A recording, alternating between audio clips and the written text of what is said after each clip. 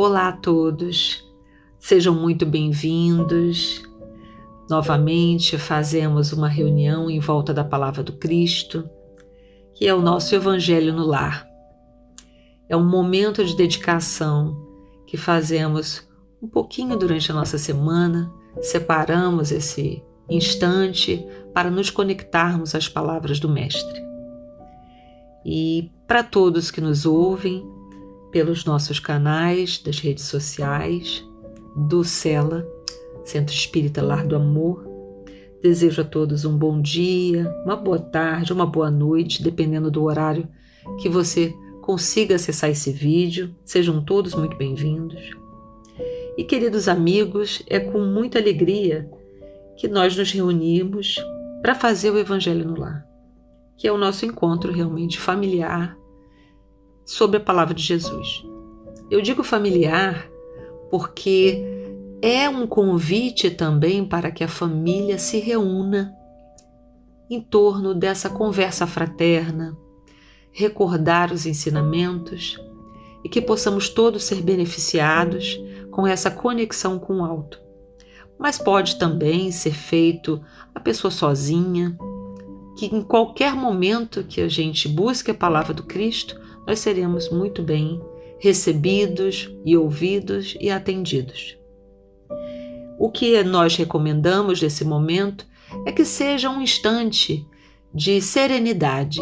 Então busque um cômodo em suas casas ou no local que vocês se encontram, onde seja mais conveniente, mais tranquilo. Se vocês assim apetecerem, coloquem à disposição uma música que lhes conforte, que nos traga um ambiente de bastante meditação. Esse momento ele é importante para que a gente realmente consiga nos desligar dos problemas do dia a dia, que são tantos, tão frequentes e nos consomem tanto, não é verdade? E esse é um instante que vocês vão dedicar a essa mentalização, que vai ser tão benéfica. Vocês vão acompanhar e nós vamos poder ver que é uma alegria ter essa oportunidade, uma vez por semana, para a gente se reunir em torno da palavra do Mestre. Então, gostaria de me identificar. Meu nome é Úrsula, sou uma trabalhadora da casa, do Lar do Amor. O objetivo do Evangelho, conforme já foi dito, é o encontro com Jesus, é acomodar no nosso dia um momento de união com o plano espiritual, com os nossos guias espirituais, os nossos anjos guardiões, para trazer harmonia em nossos lares e em nossas mentes. Reservem também um momento que vocês deixem aí à disposição uma garrafa de água para que seja fluidificada ao longo do nosso estudo na noite de hoje. Como preparação, iniciamos sempre com uma leitura para serenar, para que todos possamos nos encontrar no nosso espaço, nas nossas cadeiras, no nosso sofá, então que a gente possa ali acomodar o nosso corpo e começar a conexão com as nossas palavras da espiritualidade. Então vou abrir aqui ao acaso, é o livro Minutos de Luz, do Espírito de Pastorino. Boa nova, olha que lindo! A boa nova do Cristo é a grande e alvissareira notícia de que a humanidade necessitava. Todos que puderam ouvir as notícias do reino de Deus ficaram deslumbrados. Não basta, porém, o impacto das primeiras horas. Quando aparece um cometa, todos ficam deslumbrados, mas poucos conhecem o seu significado. A boa nova do Cristo é a luz que não se extingue. Seja, pois, aquele que guarda a palavra do Mestre nos lábios, no pensamento e no coração. Essa leitura preliminar, ela é para nos conectarmos, para nós falarmos do tema da noite de hoje, que é o tema O Natal na Visão Espírita. Então nós vamos trazer alguns estudos, vamos conversar um pouco sobre ele, vamos refletir nas suas mensagens e vamos ver o que nós podemos aprender, despertar novamente em relação a essa data simbólica, uma data especial onde todos os corações no mundo se conectam com o alto de alguma forma, ainda que nas suas respectivas religiões, nas suas crenças, na sua união com a espiritualidade, todos nesse instante do Natal, eles reservam um minuto que você agradece, você pede, você simplesmente se conecta mentalmente. O poder do pensamento é imenso, então faz-se necessário lembrar o quanto é valioso esse instante para todos nós. Então, após a prece de abertura que nós fizemos aqui, vamos fazer agora uma prece íntima, agradecendo esse momento de estudo e nos conectando novamente. Vamos respirar fundo, vamos buscar as nossas melhores palavras, vamos buscar os estudos que são feitos, que ficam acomodados em nossas mentes, adormecidos. Vamos encontrar as palavras que são necessárias para agradecer esse momento e esse instante de reflexão. Pai querido, de infinito amor e bondade, Jesus amigo, Espírito bendito, que vem aos nossos encontros, nos oferecendo o seu sorriso, o seu abraço. Ai, querido irmão, que alegria poder desfrutar de mais um Natal, pensando em ti, lembrando de teus ensinamentos, fazendo com que esse momento em nós seja de reavivamento da nossa fé, da nossa alegria e da nossa determinação em seguir os teus passos. Senhor Jesus, amigo fiel, nunca nos desampara. Estende novamente a tua mão e busca-nos, Senhor, em nossas dificuldades, para que possamos, através do estudo da noite de hoje, realizar mais uma vez o quão especial e que momento de tamanho agradecimento nós podemos ter em viver mais um dia em tua companhia. Graças a Deus, seguimos agora com o estudo da noite de hoje. Reservei uma leitura que é do livro Antologia Mediúnica do Natal, já que o nosso tema de hoje, ele é um tema que fala o Natal na visão espírita. Chico Xavier, ele já havia psicografado um livro com esse nome, onde reúne vários espíritos dando as suas mensagens sobre esse momento da história do nosso cristianismo. E podemos realmente encontrar lindas palavras, lindas mensagens que nos despertam, principalmente a nossa alegria, o nosso afeto em viver esse momento do Natal. Nesse ano de 2022, que passamos por tantas dificuldades, nós novamente superamos mais um ano pós-pandemia, onde hoje nos encontramos com saúde e devemos agradecer todos aqueles que nos fazem companhia nessa estrada divina que nos é ofertada para o nosso crescimento. Então eu vou ler a mensagem 5, que chama Cartão de Natal do Espírito Meimei. Ao clarão do Natal, que em ti acorda a música da esperança, escuta a voz de alguém que te busca o ninho da própria alma. Alguém que te acende a estrela da generosidade nos olhos e te adoça ao sentimento, quais se trouxesseis uma harpa de ternura esconda no peito. Sim, é Jesus, o amigo fiel que volta.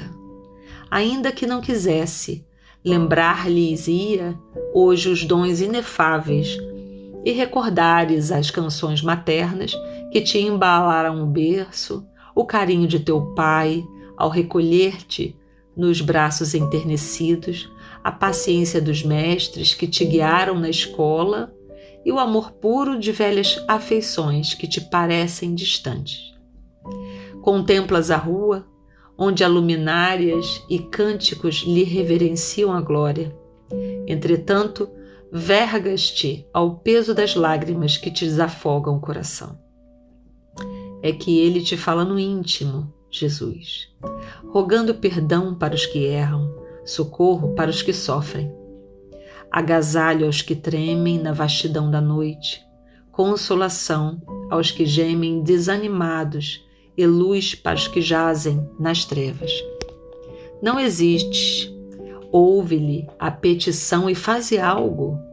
Sorri de novo para os que te ofenderam, abençoa os que te feriram, divide o farnel com os irmãos em necessidade, entrega um minuto de reconforto ao doente, oferece uma fatia de bolo aos que oram sozinhos, sob ruínas e pontes abandonadas. Estende um lençol macio aos que esperam a morte, sem aconchego do lar. Cede pequenina parte de tua bolsa no auxílio às mães fatigadas, que se afligem ao pé dos filhinhos que enlanguecem de fome, ou improvisa a felicidade de uma criança esquecida. Não importa se diga que cultivas a bondade somente hoje, quando é Natal, e ele te deslumbra. Comecemos a viver com Jesus, ainda que seja por algumas horas, de quando em quando, e aprendemos pouco a pouco a estar com ele todos os instantes, tanto quanto ele permanece conosco, tornando diariamente ao nosso convívio e sustentando-nos para sempre. A fonte é o livro Antologia Mediúnica do Natal, psicografia de Francisco Cândido Xavier. Essa leitura ela me deixou muito inspirada. Eu acho que as palavras e a mensagem do Cristo ela deve ser refletida, pensada, principalmente lembrada, pois que o Natal se tornou uma data de muito comércio, de muitos afazeres, porque são muitas preparações, e inclusive alguns aborrecimentos, porque você acaba por ceder espaço no seu dia a tantos detalhes que você diminui um período de tempo que você podia de fato estar alegre, confraternizando ao longo do dia. Então saibamos que esse momento existe, sabemos das nossas imperfeições e Cristo o conhece como ninguém. Ele veio no processo reencarnatório dele, que vamos falar logo mais adiante, sobre um trecho também do Evangelho segundo o Espiritismo. Ele veio exatamente porque o encarne assim nos aproximaria dele. Ele conseguiria mostrar que, encarnado tal como nós, independente de ser um espírito absolutamente elevado, que veio de esferas celestiais, ele ainda assim se veste com o nosso corpo, limitante, precário. Ele consegue ainda assim fazer esse trabalho belíssimo, esse exemplo, essa coisa divina que nos alegra e que nos inspira a cada dia. Então eu selecionei o texto que é o do Evangelho segundo o Espiritismo, que será o objeto complementar de estudo nesses comentários aqui, que é o capítulo 4 do Evangelho segundo o Espiritismo, que é ninguém pode ver o reino de Deus se não nascer de novo. Selecionei o capítulo, um momento aqui, da necessidade da encarnação, que é uma mensagem que é das instruções dos Espíritos, está na etapa desse capítulo que fala das instruções dos Espíritos. Então, quem nos instrui a respeito da necessidade da encarnação é o Espírito de São Luís, ditado em Paris em 1859, século XIX.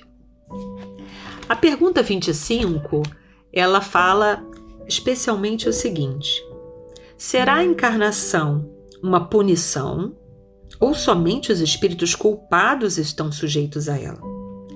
A necessidade de encarnação nesse capítulo, ela remete à nossa necessidade de encarne no sentido de evoluir com as limitações do corpo e com as limitações da matéria necessariamente, porque o Cristo não precisava da matéria para que ele evoluísse, tal qual a estrela de primeira grandeza que ele já se encontrava. Ele, na verdade, ele se fez presente num corpo material que limitava todos as suas condições de celestialidade, para que ele pudesse exemplificar como o corpo, ele é uma veste, que ele tem uma serventia objetiva. Você deve honrar o trabalho no sentido que teu corpo, ele é de natureza para o trabalho, para que assim os nossos instintos eles sejam dominados e eles sejam ensinados a aprender da forma que o Cristo nos orientou. Então eu vou ler esse 25 só para a gente conversar um pouco. As passagens dos espíritos pela vida corporal é necessária para que possam cumprir, como falamos, por meio de ações materiais, os planos cuja execução Deus lhe confiou. Isto é necessário para eles mesmos, pois a atividade que estão obrigados a desempenhar ajuda o desenvolvimento de sua inteligência. Olha a matéria trabalhando de uma maneira muito evidente, muito prática, inclusive para nós percebermos o grau de necessidade e de aplicação do encarne, é no desenvolvimento da nossa inteligência. A matéria nos condiciona a alguns aprendizados e com ela nós desfrutamos a condição do saber, de evoluir através das nossas condições de inteligência, nosso desenvolvimento, tal qual é uma escola. Porque o encarne, a matéria, o corpo, ele é uma escola. Ele é um templo, porque ele resguarda o nosso espírito maravilhoso e infinito. Mas ele é um corpo que nos condiciona a ser maiores e melhores do que no início da nossa primeira encarnação. Continuando. Deus, sendo soberanamente justo, considera igualmente todos os seus filhos. Logo, não há distinção, isso é importante dizer. É por isso que ele dá a todos um mesmo ponto de partida. Por quê? Porque não há predileção e não há condições.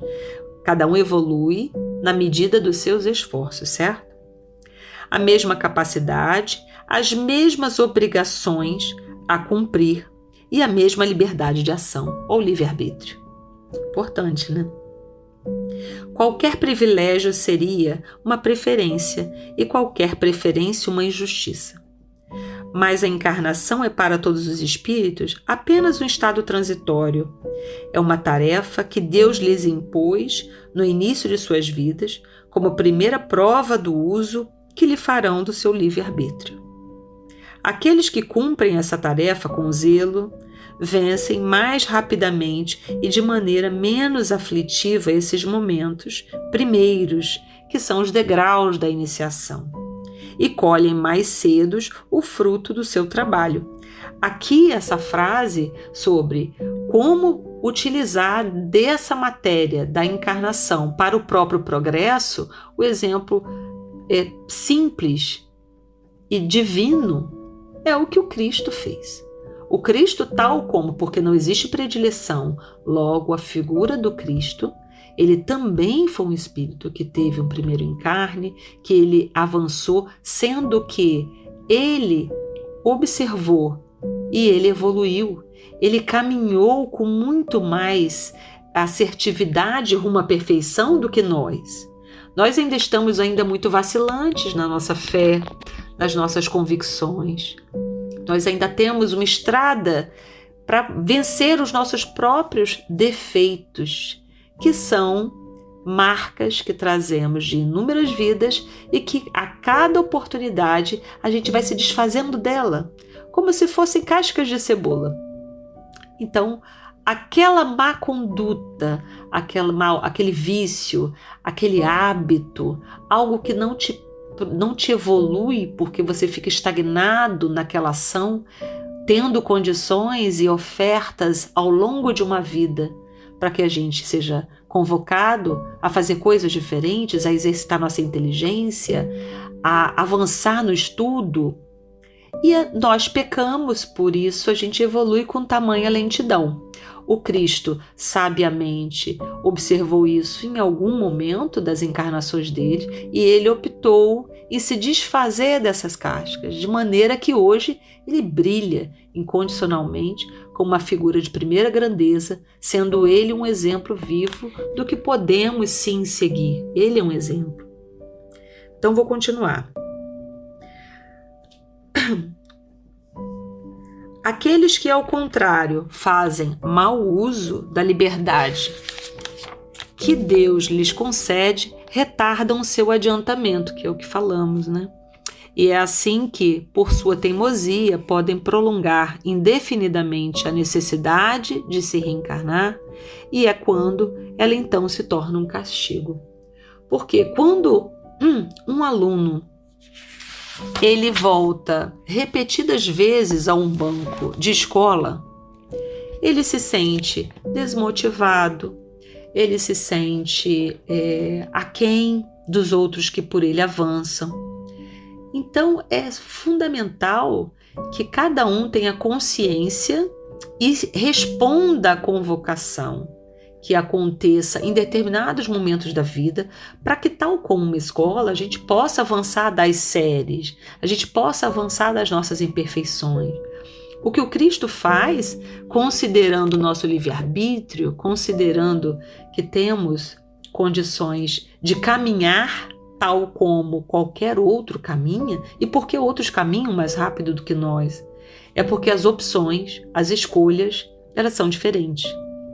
Sendo que as escolhas acabam sendo diferentes e nos dá a impressão de que fulano ou beltrano tem mais oportunidades, o que não é verdade. As oportunidades aparecem quando o espírito está preparado ou quando aquela oportunidade vai despertar uma vontade de evolução diferenciada.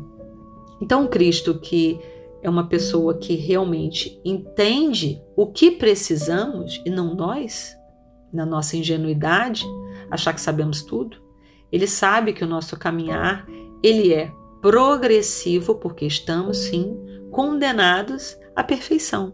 Sabendo disso, caminhamos cada um no seu tempo. Existe também uma outra citação que é do livro Missionários da Luz, que é um livro complementar. Eu gostaria até que, se as pessoas tiverem interesse, vale a consulta. É um capítulo lindo, que é o capítulo 13 do Missionários da Luz, que fala sobre a reencarnação de Segismundo. Esse capítulo é muito detalhado, mas eu vou fazer um sumarizado para trazer essa ilustração. A reencarnação de Segismundo era um espírito devedor, que ele tinha um laço pretérito com duas pessoas e era um laço familiar, era um laço de amor. E só que teve-se uma dívida, né, com esses irmãos em vidas pretéritas, e foi-se necessário que ele encarnasse sendo filho do seu algoz. E foi muito interessante porque o algoz, sendo Segismundo, ele tinha que ter o laço de afeto do pai e da mãe, com quem ele tinha dívidas de vidas anteriores. Então foi toda uma preparação. Por que esse tema? Porque da mesma forma que Segismundo teve uma preparação para ele encarnar, para que aquela família o acolhesse, eu trago agora a dimensão que deve ter sido o preparo para o encarne do Cristo.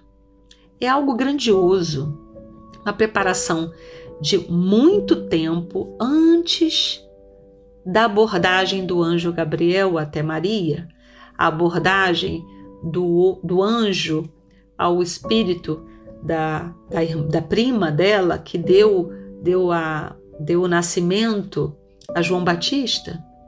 E todos esses espíritos da constelação do Cristo, eles vieram preparar essas famílias. Da mesma forma que Segismundo, que é um espírito devedor, o Cristo teve espíritos fraternos que fizeram todo esse aparato necessário, material, para que ele pudesse caber. Imaginemos nós um espírito de Jesus, gigante, imenso, sublime, tão tão liberto de laços de carne, tendo que ser reduzido a um corpo. Então foi um trabalho gigante da espiritualidade para fazer com que a palavra de Deus, onde deu a oportunidade novamente ao Cristo, para trazer até nós o exemplo, a fé, a palavra e o amor, ela pudesse ocorrer da mesma forma que a encarnação de um espírito devedor como Segismundo, que acabou também tendo a mesma oportunidade. Então, o Natal, ele nesse contexto da nossa leitura da noite de hoje, já encaminhando para a nossa finalização, ele representa essa sede do nascimento, representa toda a bondade de Deus na oportunidade que nos é concedida. Então, quando tivermos todos nós ao redor dos nossos familiares na noite de Natal, qual seria a nossa dádiva? É tentar naquele momento de imensa conexão, de fraternidade, tentar doar-nos um pouco com aquele que não nos é, aquele familiar um pouco mais complicado, aquela diferença que ficou uma discussão mal feita, e aquele momento, essas amarras, elas se desfazerem, para que nós possamos soltar as nossas cascas de cebola e a gente possa ficar mais leve a cada Natal, que comece agora, uma vez que não tínhamos consciência antes, mas que esse momento represente uma bênção, um recomeço, porque o Natal ele é um recomeço, porque ele é um momento de nascimento, ele é um momento de despertar da fé, despertar da coragem, despertar da alegria, da união, da família. Todos nascemos com família, todos temos um contexto familiar. E é um contexto que, como diz o Chico, ninguém erra de endereço quando reencarna. Então estamos onde devemos estar, com os familiares que devemos estar. É importante essa consciência porque podemos sempre fazer melhor.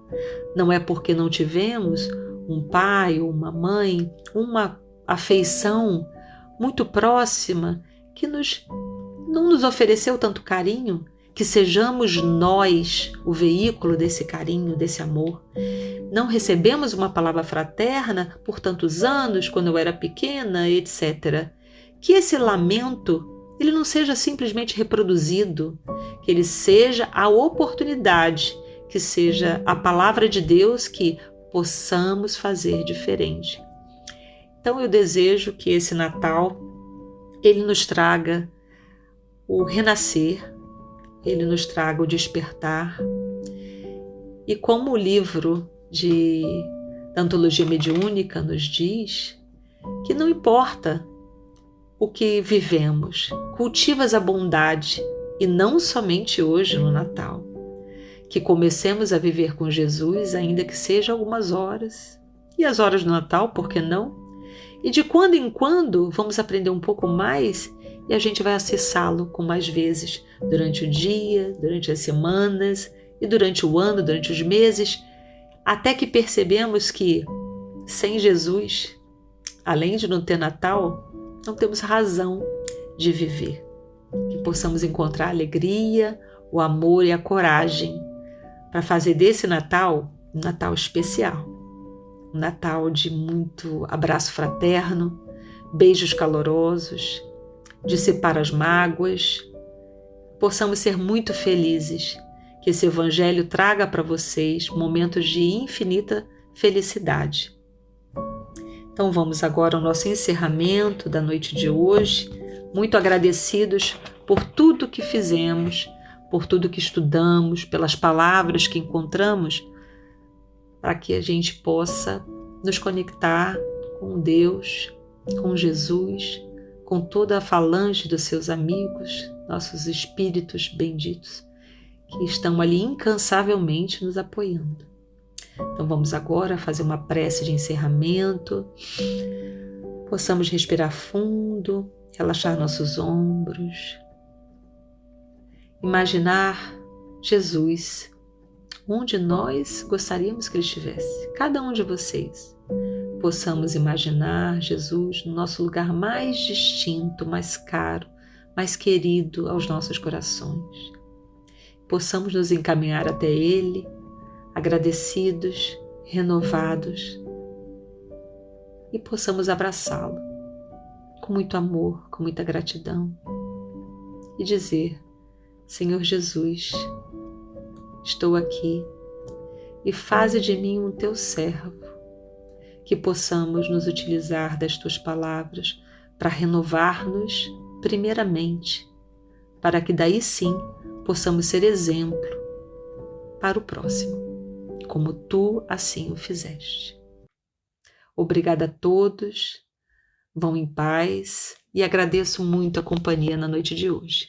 Fiquem com Deus. Obrigada.